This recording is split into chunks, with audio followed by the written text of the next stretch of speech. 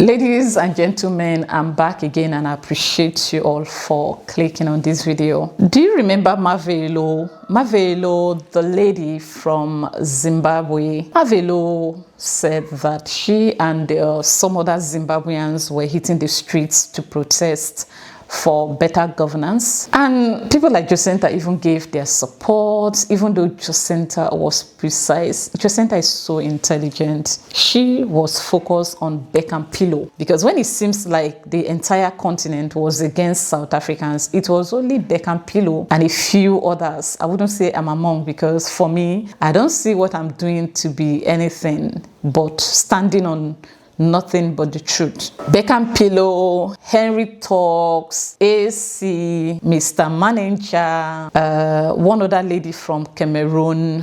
Even in the midst of wolves, these people stood on nothing but the truth. So when Jacinta wanted to support Zimbabweans, she was precise. Her support was focused on freeing Beck and Pillow. Because even me, Marjor body's language was given unsure, kind of. The first thing she did is, I think we should discuss that later. Let's take a look at some of the videos she dropped.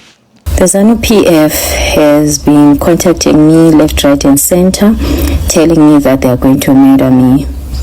Initially, I didn't mind it because before I got into this struggle, I knew that that's what they're going to do. But after they saw that I was not intimidated by their death threats, they then started to intimidate my family. They made this poster where they said they're going to kill my sister and my brother. My brother lives in Zimbabwe and he is an influencer, well known. It won't be difficult for them to find him. They didn't end there. They then started contacting each and every person that has a surname like mine, saying that they're going to kill the children and kill them as well. So their threat was that they're going to end my entire bloodline because I am involved in this march and saying that Zimbabweans should have rights. So with this, they also put out a word at all the borders, the airport and the physical border to go to Zimbabwe, that if I pass, they should capture me and murder me. And as a woman, I also know what else that they have planned on doing to me once they have me in their private circle with no one to protect me. I've spoken a lot about the crisis that Zimbabweans are in, where we are constantly murdered.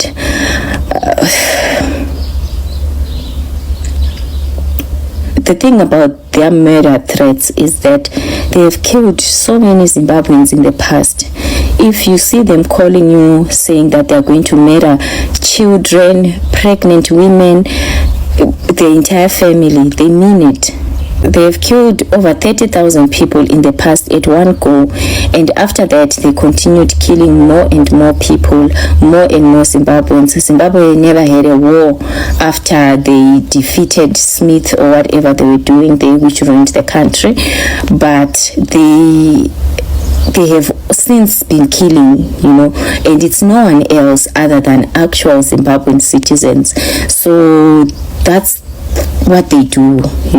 So once they started contacting my family, saying that they're going to kill my entire family, and they also put out the word at the border that if they catch me, they're going to capture me, and God knows what it is that they're planning to do to me.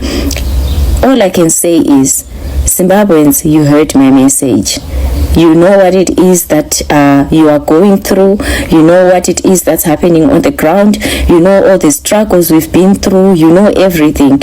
And it is up to you all to make a decision on what it is that you're going to do further from here. But I unfortunately cannot be at the march in Zimbabwe because they're going to capture me, and I don't know what it is that they're planning to do to me. So right now we have to make a choice. Do we continue being led by people that made us Zimbabweans occasionally? Do we continue with this level of infrastructure that is happening in Zimbabwe? Do we continue not having anything, being beggars in our own land in Zimbabwe? Or do we stand up and rise and fight for what is right? I still maintain my stance, and I say that Zimbabweans, we have to rise. To be bullied by people that play around with saying that they will murder citizens, and they play around with guns, shooting at people, to be led by that. So Zimbabweans, we are faced with a choice. Do you want to continue being led by people that murder Zimbabweans anytime and threaten to do it, and they are not even sorry for murdering Zimbabweans because they are proud of it?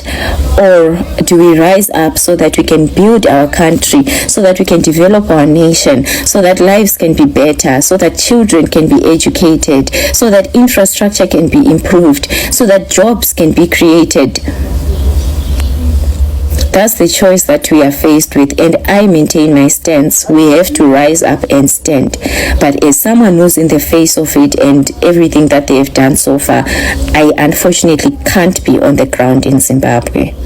I'd like to formally apologize for being involved in the march on the 31st of July and actually announce that I'm no longer involved in the march, because I've been getting insight on the consequences of the Zimbabwean people peacefully demonstrating to the government about any development ideas. That is wrong. People should not ask for development. I'm sorry, I'm out of the march. I would like to plead on behalf of myself and my family and ask for forgiveness and say, please, I am sorry. Please just don't harm any of my family. Don't harm the children. Don't just keep my family out of it. If your grudge is with me, you are welcome. You can come and kill me, but please leave my family out of it. And I am also out of the march. So let's not harm children, and let's not harm people who were not even involved in the march in the first place. It's me who was involved in the march, and if you want to kill and murder anyone, come and murder me, so that it can be over. And after that, I am sorry. The economy of Zimbabwe is prospering. There is nothing that we should try to communicate about development. There is nothing that we should try to communicate about anything, because Zimbabwe is doing well. And I was out of line. I should not have tried to bring up ideas on how the economy can grow. I should have not have tried to communicate with the government about anything. I was wrong. I am out of the march.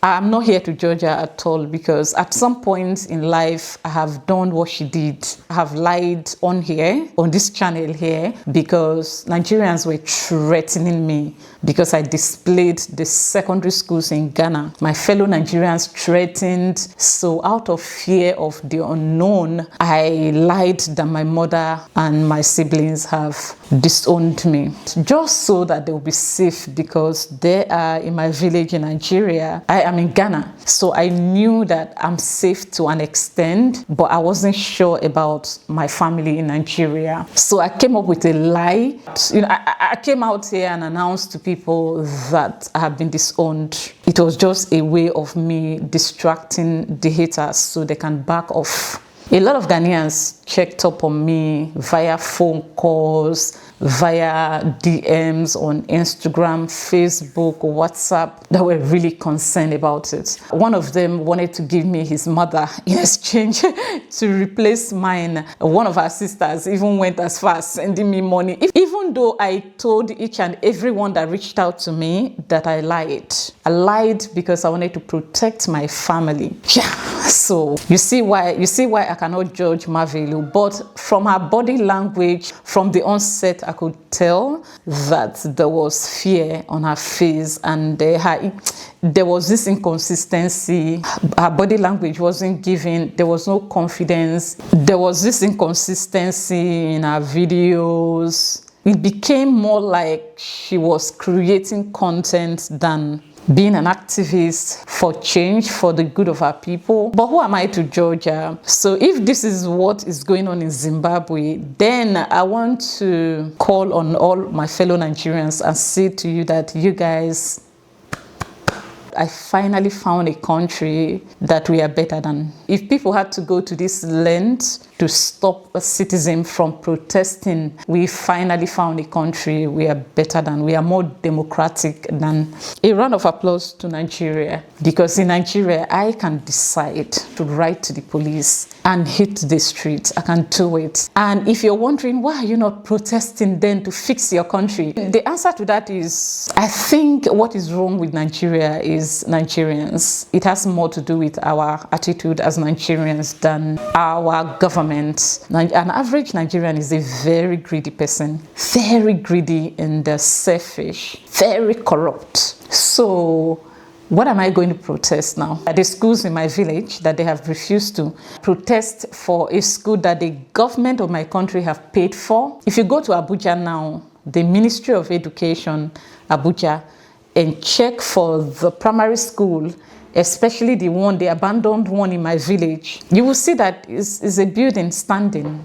They have handed the government some documents, photograph of the school, while in reality, the school is incomplete. Children are sitting on the floor to study. I did the little I could. Back then, a lot of Nigerians helped in fixing, donating desks for the students to sit on, and also employed a teacher to add to what we already have there in that school. So you see that school, I had to do my investigation, and I heard that school have been paid for. They have paid for that school to be built, but somebody pocketed that money. So who am I going to protest against now? It has more to do with our attitude, our behavior, and for the fact that we don't entirely understand the meaning of patriotism. We mistake coming online, taking side with your people, regardless of if they are right or wrong, to mean that we are patriotic. No, and no conscience. A lot of people don't have conscience. So our own problem is bigger than just bad governance. Am I denying that we do not have challenges? We do. Our hospitals are bad. Our education, especially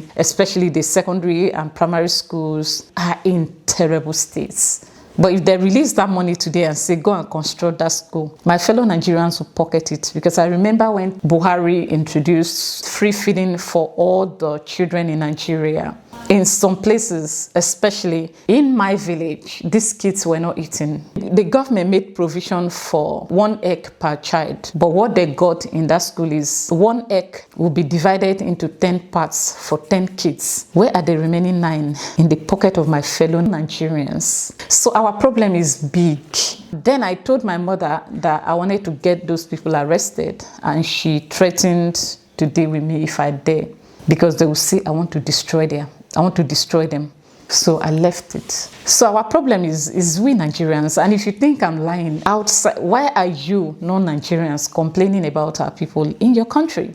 Anyway, so according to Marjor, she's no longer part of the protest, but the others are going to go ahead anyway, because, it's not everyone that is afraid of death. Let them go to the street and protest. Let us see how they will unalive them. Let us see what African Union will do after that.